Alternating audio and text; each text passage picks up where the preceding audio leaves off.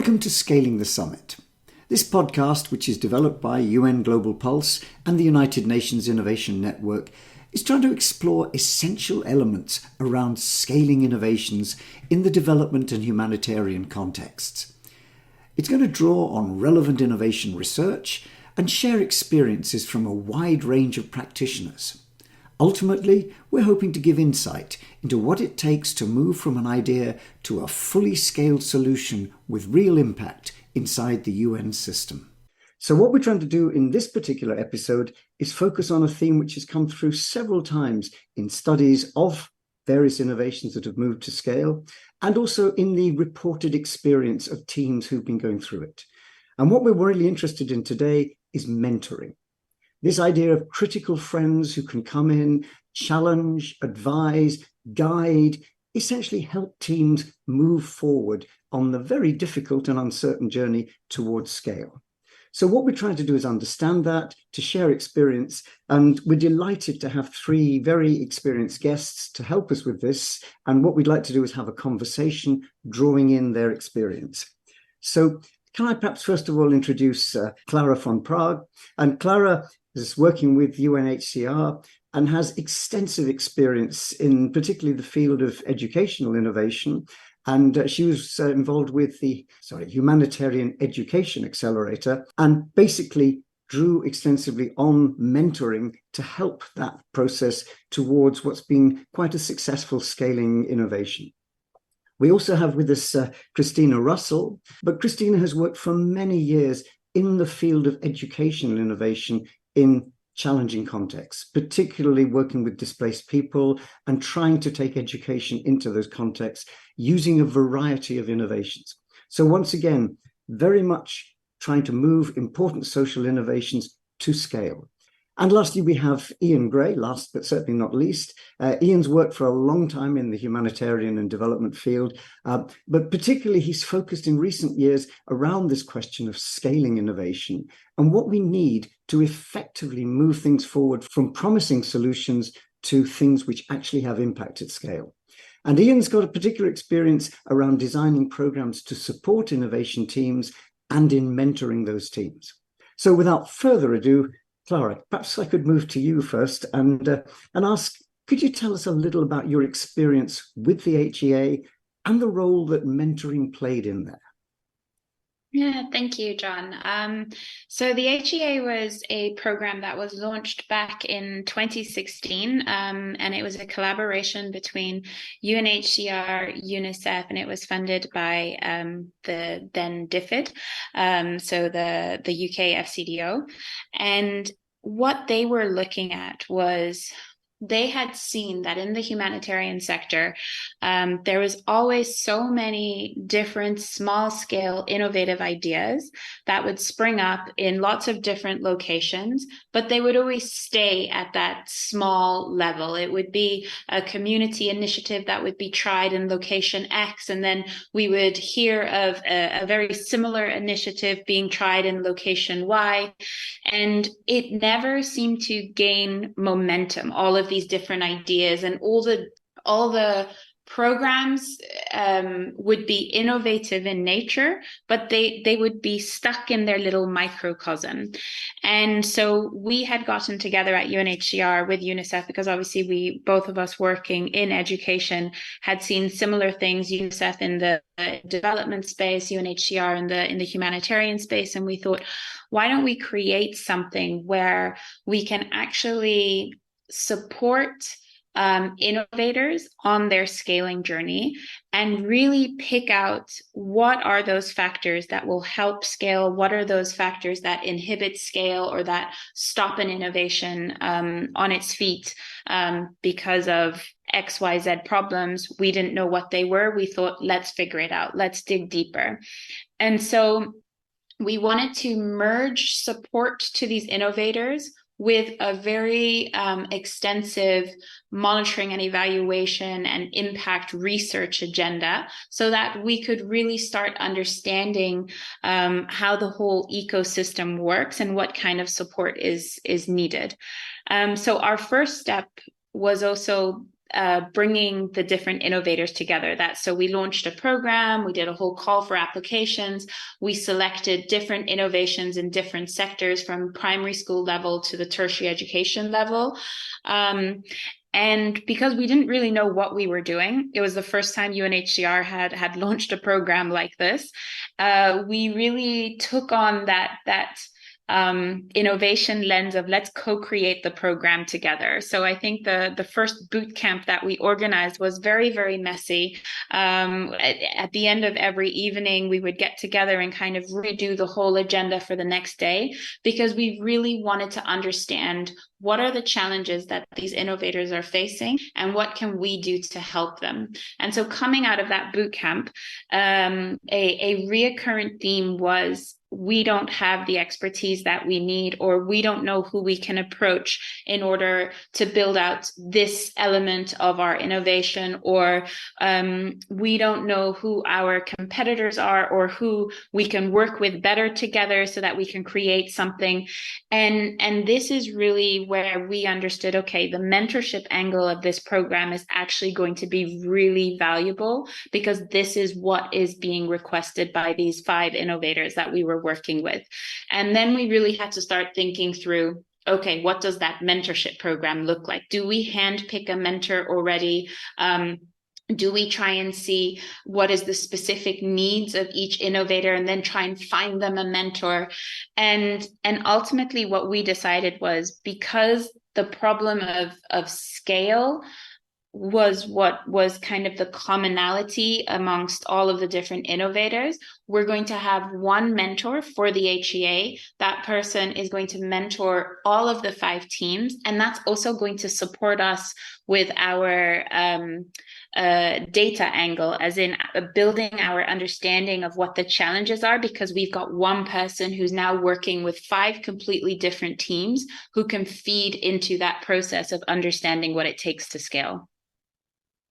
Wow, that's really helpful. Thank you for that. And one of the reasons we called this podcast Scaling the Summit was we were using the metaphor of a mountain. And the fact is, you don't climb a mountain for a Sunday afternoon hike. It's a long way up there. It's rocky. It's uncertain. The weather's changing. It's a good metaphor for the innovation scaling journey. And if you're the team trying to make your way up that mountain, that's a pretty lonely place to be. So this question of how can we support teams and what can we do to give them that extra set of things to help them on the journey, clearly critical. I think you've highlighted several of those that are really important. It is helping those teams find expertise, because even in a nearly perfect team, there's going to be gaps in what they know. We also know that the team that starts off, that wonderful founding team, may not always be the right one for carrying things to scale. So the team itself has got some internal dynamics and changes to go through. And there's this question of windows on the outside world. Actually, who else is doing stuff? What's going on? As you put it, who are competitors and so on. But in a sense, this support for the team, but with the team as the focus, really critical. And where mentoring and the kind you've just described sounds like it's really going to be an important input for support.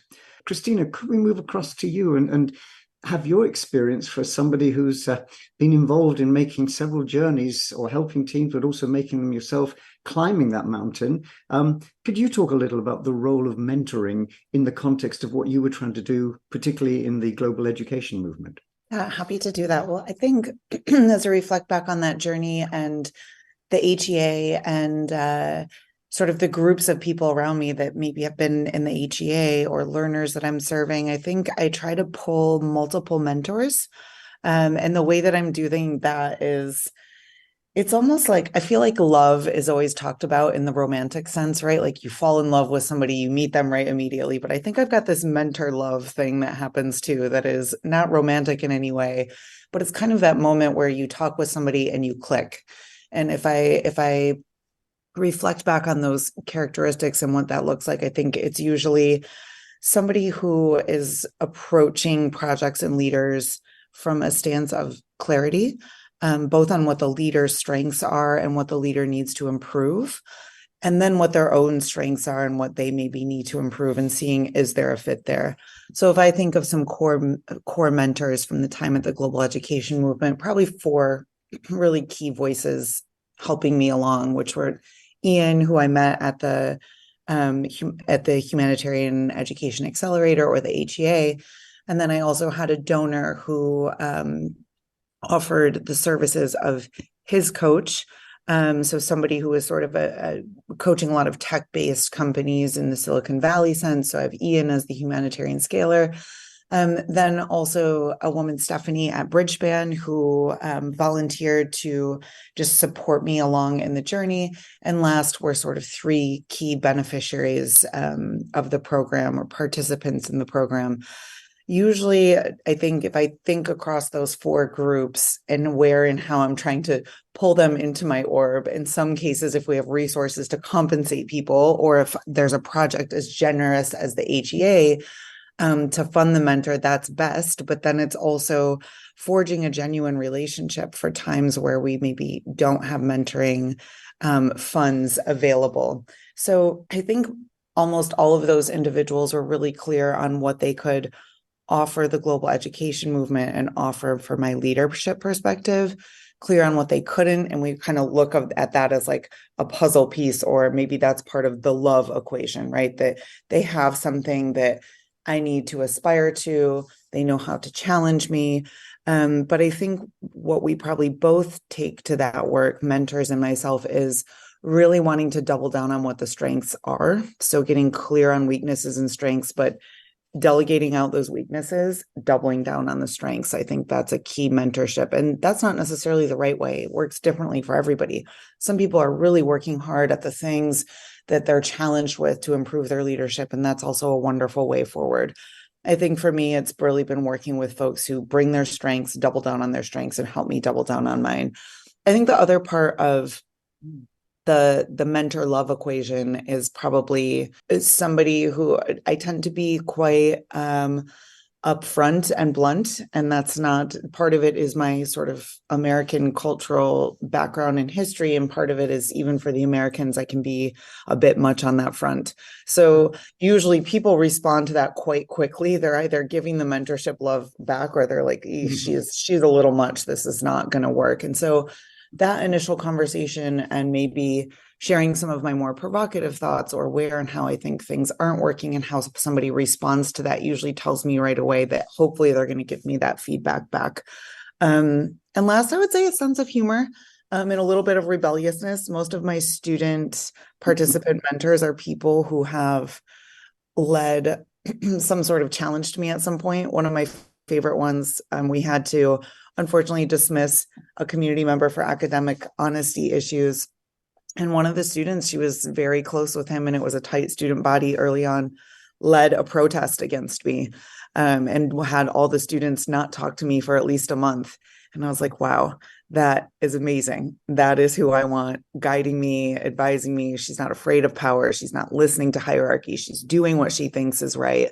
So I usually like to have a bit of an organizational edge around things as well. I feel like Ian, our joke was always, Ian, I'm going to need you to corporate talk this for me. As you can already tell from this answer, I can get a little disparate in my thinking. I can move all over and be like, okay, Ian, we're going in front of the big execs now. I need to turn this part over to you. I need you to talk about this in the white man corporate language of everybody that's in the room, so that we can land this and move the project forward.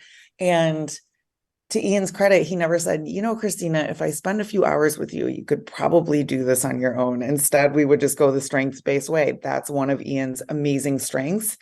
And so I think mentors who are also willing to kind of jump into the work with me, have a sense of humor, and then double down on the strengths are where and how. And I guess I'm always looking for those people. I'm always willing to pull more into the orb. I noticed that with kind of that criteria and way of interacting, though, that it does tend to filter itself out over time to kind of the right match. That's lovely. It's some great stuff there. And I think this concept of mentor love, it's a really great label. But let's take a few things from what you just said. For me, there's something about, there isn't somebody with the magic, it won't be an S, it would be a big M, but the magic M on their chest, the perfect mentor. It's horses for courses. And I think that's come through in some of the interviews we've done as well. It's matching people rather than the perfect person. I think the second thing is from what I've gathered from both of you, this is a long time scale thing. Back to climbing the mountain again, it's not an afternoon walk, it's a long-term thing. I think something in there as well is it's not just being nice. It's not that kind of, you can do good, you can do good. It's not just that sort of moral support.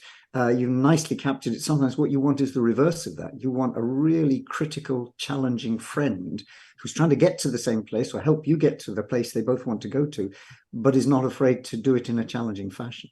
So there's quite a lot in this relationship. It's a multidimensional one, which moves us quite a long way from the support space, or indeed the coaching space, which is very much around helping teams or individuals reflect and make their own minds up.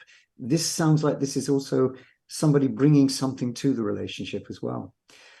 I'd like to pass to Ian, and that was a nice sort of warm-up for it, because Ian, you've been a mentor, you are a mentor with a variety of teams. Could you reflect a bit on it, perhaps particularly from the mentoring side? Can you tell us a little about how mentoring plays out for you? Yeah, thanks, John. So being a mentor is, I think, the first thing to realize, and Christina, you brought it up, and John, you kind of honed in on that, is it's not coaching. So in a coaching relationship, the coach will kind of hear what the kind of person they're coaching has to say, and then just ask them probing questions for the person who's being coached to bring up their own answers. I think there's two things about that. One is, when you're working with innovators, they don't have time. They want solutions very quickly.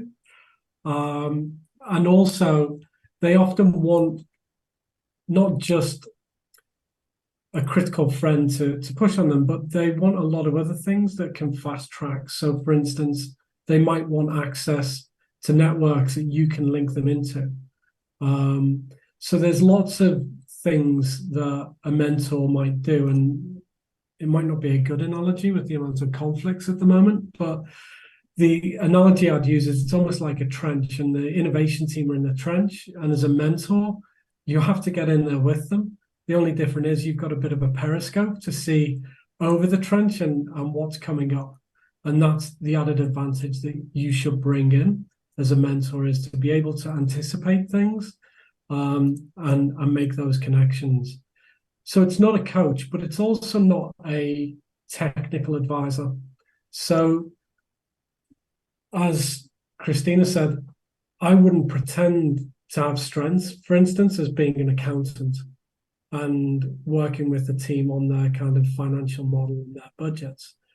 I can see where the gaps are, but I would very much recommend, if there's a gap there, that they talk to someone with more skills in that area than myself. So as a mentor, you really need to think strategically and be there about really helping and supporting the journey to scale and what that looks like, but highlighting where there might need to be technical advice. So, for instance, from the perspective of HEA, Clara and the team saw a real need for technical support for all teams in terms of evaluation, research, etc. So I wasn't an M&E person. I didn't do that. There was another team that did that and worked with the teams on that.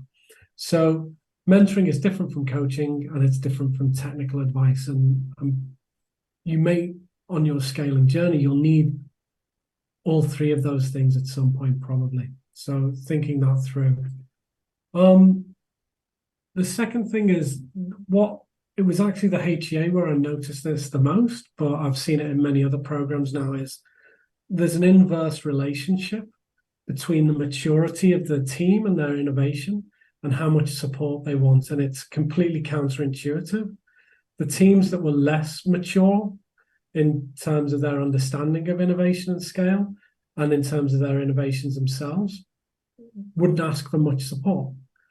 But the teams like Christina's, who had already gone quite a long way on the journey, knew what they didn't know. And so knew the areas that they really wanted to get things from me as a mentor or from their other mentors. And I think just being aware of that is really critical. And what that leads to is, and I remember having a number of conversations, Clara, with you on this, is if you're mentoring across a cohort, you'll therefore find that some teams are trying to use all my allotted time and others aren't using hardly any. But it has to be demand driven. You can't just prescribe each team has to have a certain amount, because they need to want that support. Otherwise, you're just imposing it upon them. So you can ask probing questions and you can check in with them, but if they're not really wanting to access that support, then that needs to be left where it is, and then saying, okay, for teams who do want that support, allowing them to have as much of that as they can get, really. And so I know that was something that we wrestled with within HEA, about equity, and about budget and all those kind of things. But it was definitely a key learning from that I've found in many other cohorts since. That's lovely. Thanks, Ian. And again, several themes coming through there we can perhaps unpack further. Could I then sort of drill a little more deeply down and ask you for reflections on perhaps the lessons you've learned? Clara, could I come back to you first and perhaps reflect a little on your experience with HEA? Yeah, I think a key lesson is probably that, and I think it's been referenced already by what Christina and Ian had said, is that the mentor has to fit the team that they're mentoring, because if the chemistry doesn't work, then the mentorship doesn't work, and then it's like pulling teeth, and you're almost doing it because it's a paid job, but mentorship, that's not the way it's meant to be, because I think the mentor gets very invested in seeing the success of the teams as well. And so then you need to be able to build a relationship where you can see the mutual benefit of both, to have that mentor on board. And I think what we learned was it's really important to have somebody who is not within the organization or the team itself. I think for the teams, they needed to have an outsider who they could have very expert level conversations with, who understood where they were coming from, understood their challenges, and then was very helpful in trying to provide them with tools to overcome those challenges. And I think that if we didn't have that, then the whole mentorship program would have failed. And then I think what was also really useful is that maybe even though we took that approach of saying we're going to provide you with a mentor over the course of 3 years, it doesn't mean that it always has to be the same mentor. There are moments where perhaps you need another expert to come in to help you navigate a certain challenge.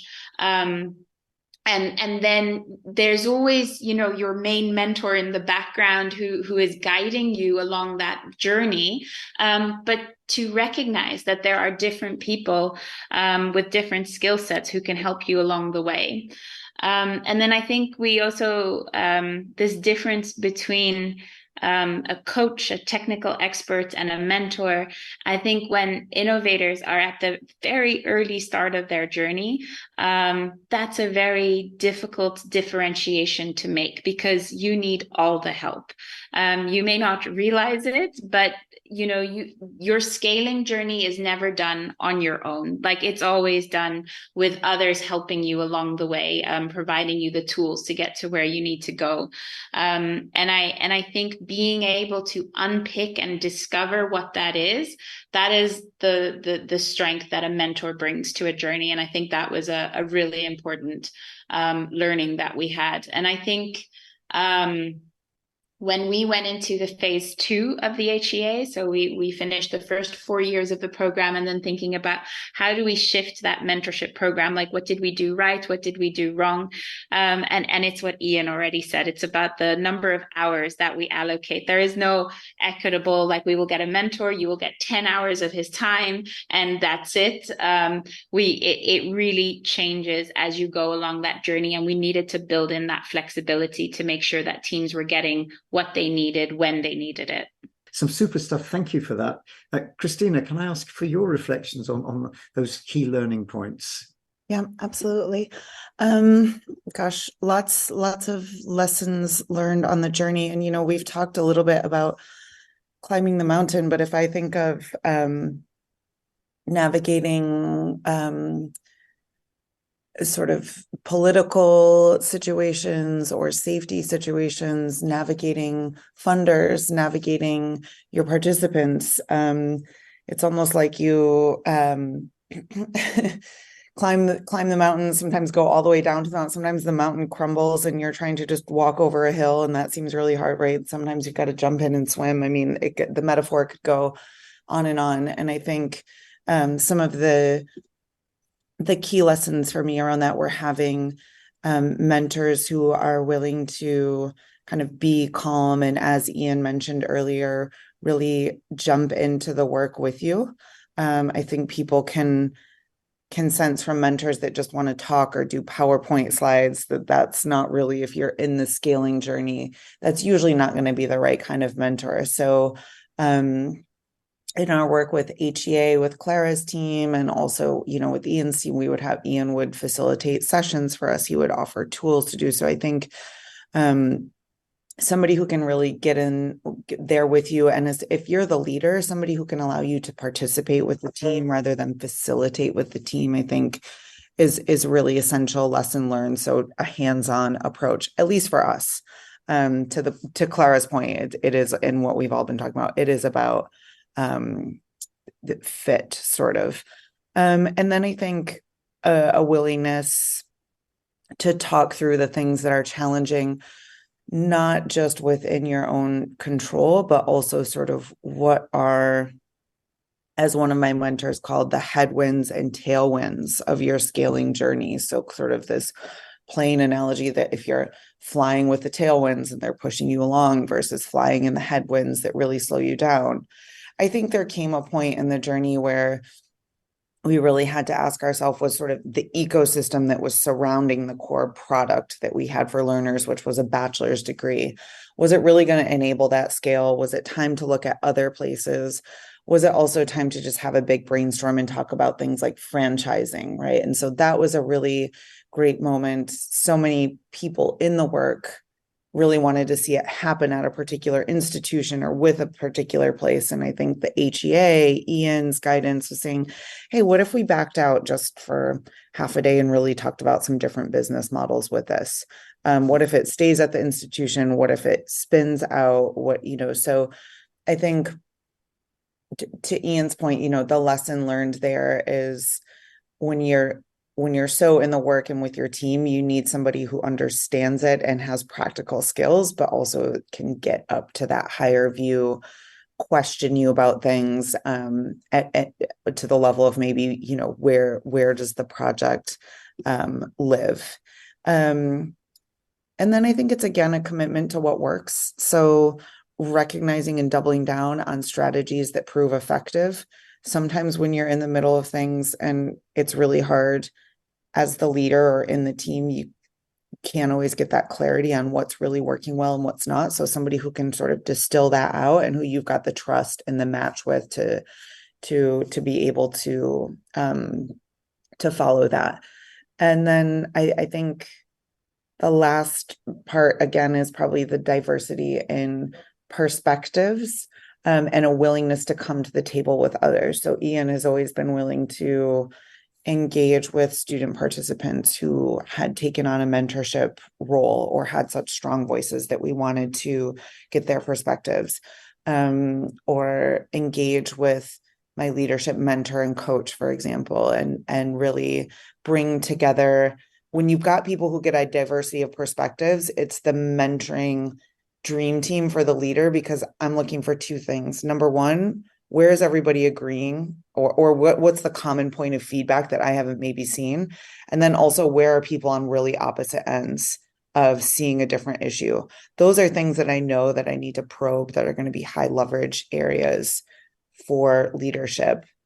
The last thing I'll say, starting this journey at Northeastern right now, is that we talk about scale, but one thing a good mentor or anybody in this could do is think about, what is scale? I mean, where I was at the global education movement, we were serving 3,000 learners. the university was serving 180,000 learners.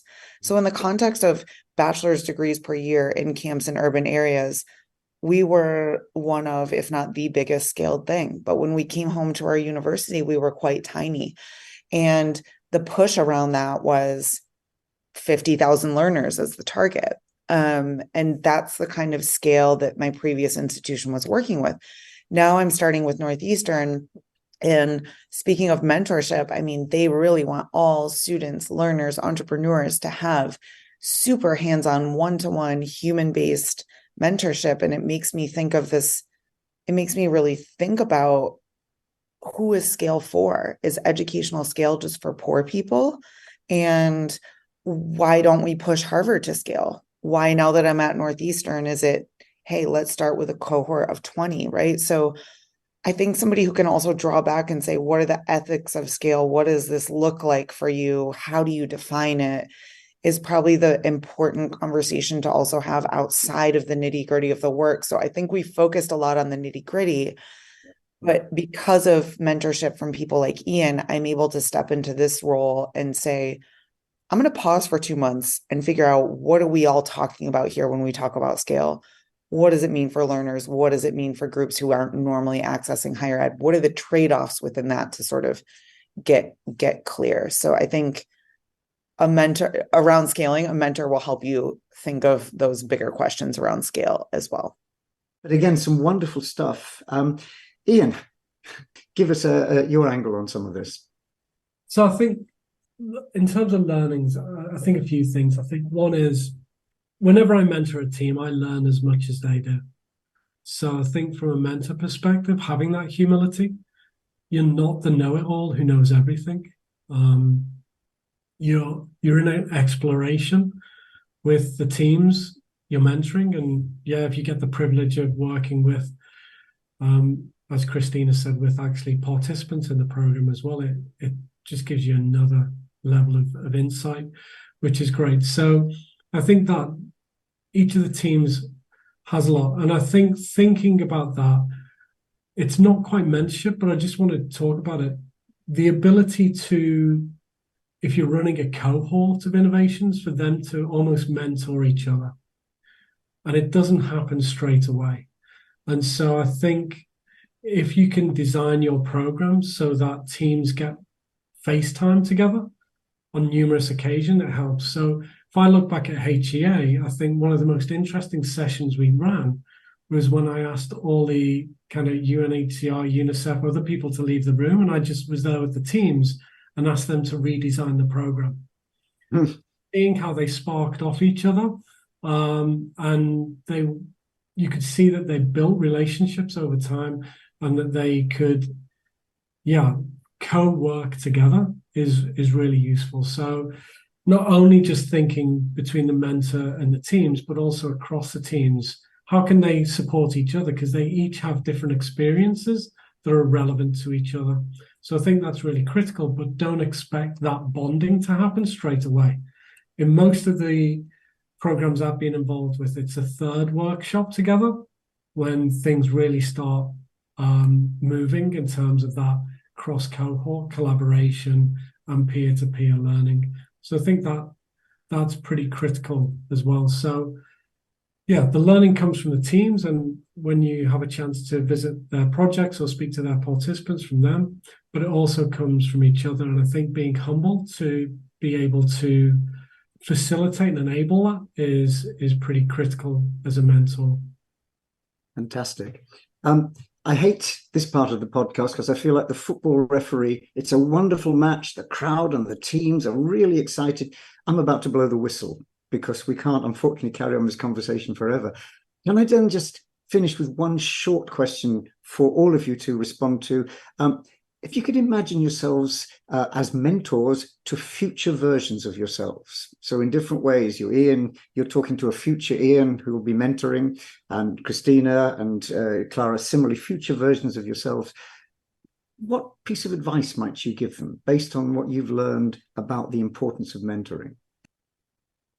I think maybe in a very short phrase, it's don't be afraid to try. I think through this whole journey to to be able to explore different options of doing what you're doing is so vital to be able to achieve success later, because the path you set out in the beginning is not necessarily where you'll end up in the end. And so to just be very open to taking different paths.